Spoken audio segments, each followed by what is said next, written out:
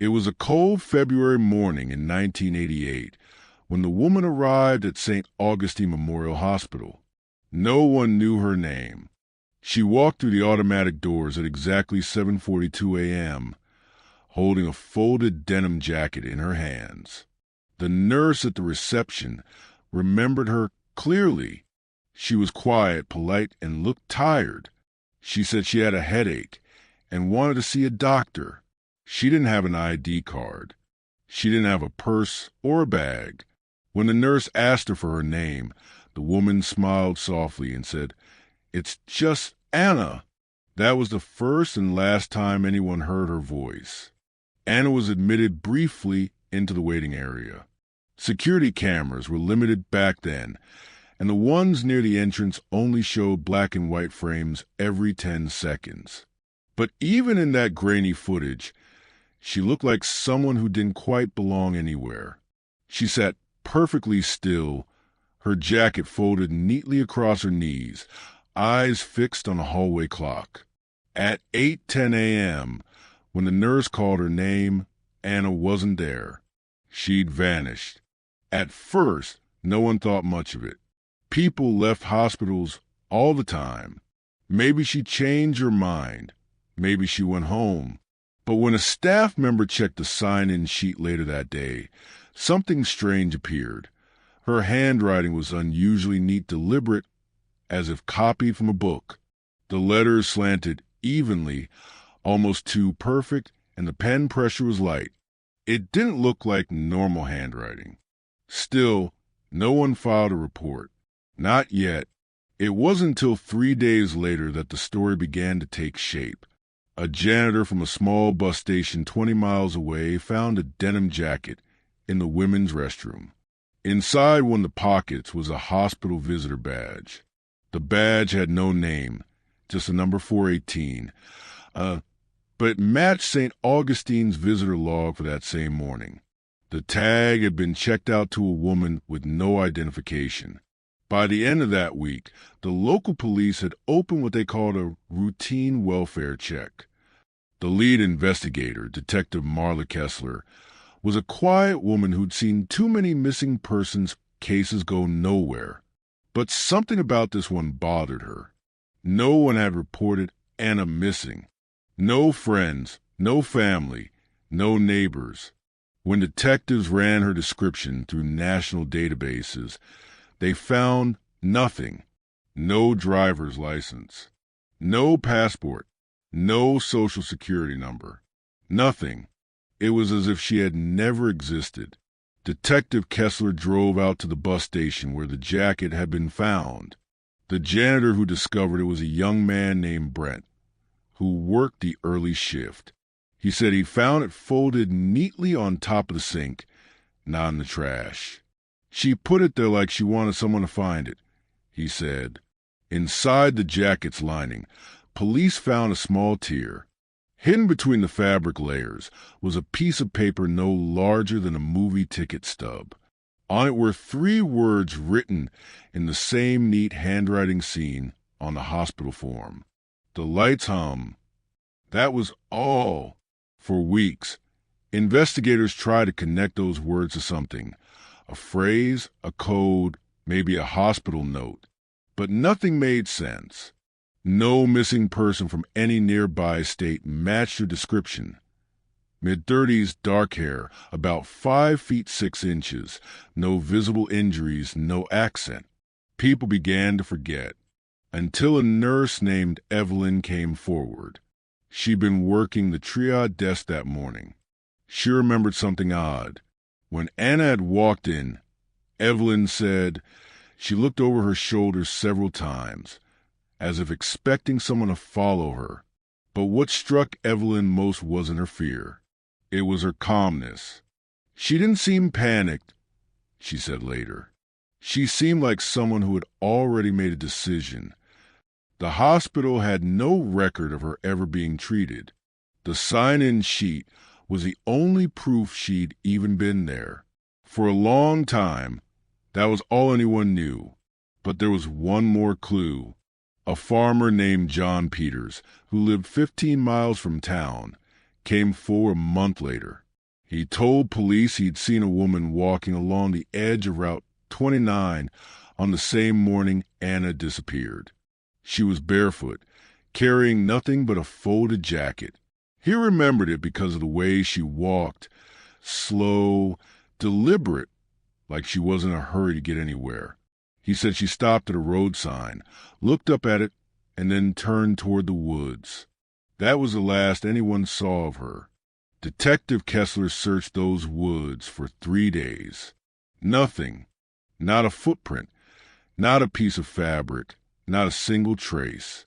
Dogs picked up a scent for about 50 yards and then lost it near a dry creek bed. It was as if the woman had stepped off the earth. Months passed. The case was moved to the cold files cabinet. The evidence box was labeled only with her temporary name, Anna Doe. Years later, that same detective would say in an interview, "I kept thinking, what if she wasn't running from someone? What if she was running back to something?" In 1992, for years after she vanished, the hospital underwent renovations. Construction crews tearing down old storage rooms found an unmarked locker wedged behind a partition wall in the basement. Inside were 3 objects: a small comb, a paperback novel with no cover, and a patient ID wristband. The band read, Anna 418A, admitted February 18, 1988. But according to every hospital record, there was no patient under that name or number that day. The log showed the 400 series beds were empty. That entire wing had been closed for maintenance. That was when people started whispering. Some said Anna was never real. A ghost story passed among nurses during night shifts. Others said she might have been a patient years earlier, who slipped through paperwork cracks and returned for reasons no one understood. But the handwriting on that wristband matched the form she filled out in triage.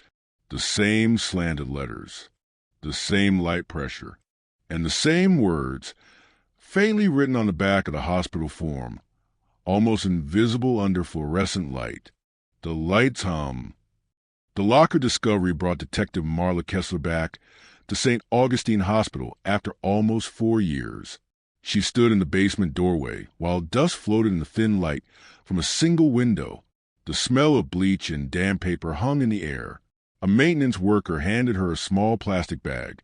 Inside lay the wristband, the comb, and the torn novel. The book's first page was missing, but near the back, a line had been underlined in pencil. Sometimes the walls remember what people forget. Kessler looked at that line for a long time. She ordered the area sealed. The crew complained. They were behind schedule, but she didn't care. A woman had vanished upstairs, and now something of hers had turned up directly below that floor. It was too close to be coincidence. She walked the basement hall with a flashlight. The walls were gray concrete, painted many times over, each coat hiding a story. She noticed faint numbers scratched near one of the doors. For 18A, the same code from the visitor badge. The door was locked, its handle rusted. When she asked the hospital manager for the key, no one knew what room it led to. Old record storage. Someone said, hasn't been used since the 70s. The next day, maintenance pried it open. Inside was a small room lined with metal filing cabinets. Most were empty. A single bulb hung from the ceiling, still working after all those years. And on the far wall, drawn in faded black marker, were 6 words written neatly across the paint. The lights hum when they watch. The same handwriting again. Kessler stood there a long time. The sound of the bulb buzzing above her head made her skin crawl. She photographed everything, then left quietly. That night, she went back to the old files. She looked for any patient with the name Anna from 1970 to 1988. None matched. Then she checked staff, nurses, volunteers, janitors. And there, in a record from 1973, she found a partial match. And Harbison, a night nurse who'd worked in the psychiatric wing. She disappeared on her way home one night after her shift. Her car was found near the river. Her body was never recovered. The photo was black and white, grainy, but the resemblance was there. Same dark hair, Same calm expression. The only difference was time. Could a missing nurse from 1973 have walked back into the hospital 15 years later, looking the same? The idea sounded impossible. But the facts refused to make sense any other way. Kessler tracked down people who had known in Harbison. Most had retired. One, an old orderly named Franklin Moore, remembered her well.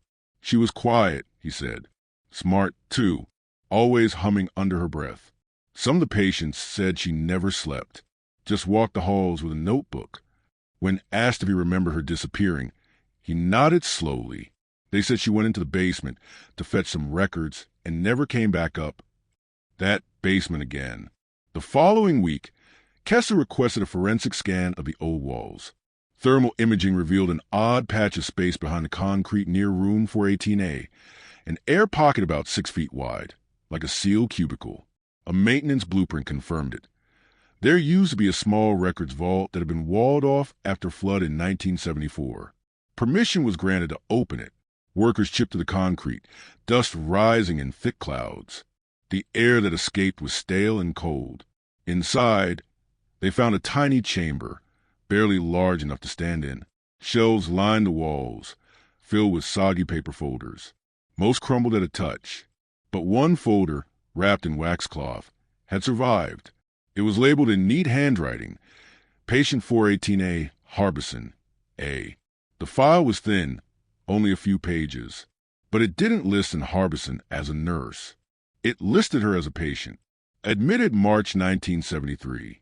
Diagnosis: dissociative episodes, auditory hallucinations, delusional perception of surveillance. Discharge status: unconfirmed. Kessler read it twice. The notes described a woman convinced that hospital lights could see her thoughts. She complained that when the bulbs flickered, someone on the other side was watching. Doctors had prescribed heavy sedatives. The last entry read, patient removed from care during flood evacuation, believed deceased. But no body had ever been recorded. Kessler closed the folder, feeling a chill settle over her. Was a woman in 1988 the same in Harbison, alive, older, somehow unnoticed for 15 years, or someone reliving her story? To find out, she sent the comb for DNA testing. It took months, but the lab eventually compared it to a distant relative of in Harbison who'd submitted a sample for genealogy research. The results came back in bold letters: maternal match, probability 99.98%. And Harbison had walked out of that hospital in 1988, 15 years after she was declared dead, and then she had vanished again. The news never reached the public. The hospital quietly asked Kessler to end her inquiry. Officially, it was a closed historical discrepancy, but she kept digging. She learned that in the early 70s, St. Augustine had run a small research program on sensory deprivation and artificial light therapy for trauma patients. Most records were destroyed after flood, but a few memos survived. One line caught her eye. Subject 418A exhibits complete temporal dislocation during light exposure.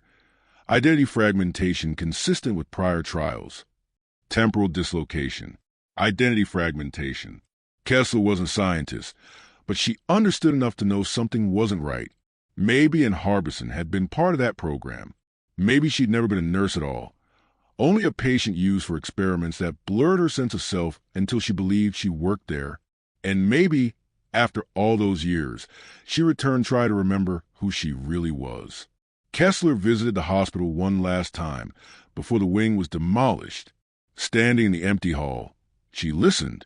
The fluorescent lights buzzed faintly above her.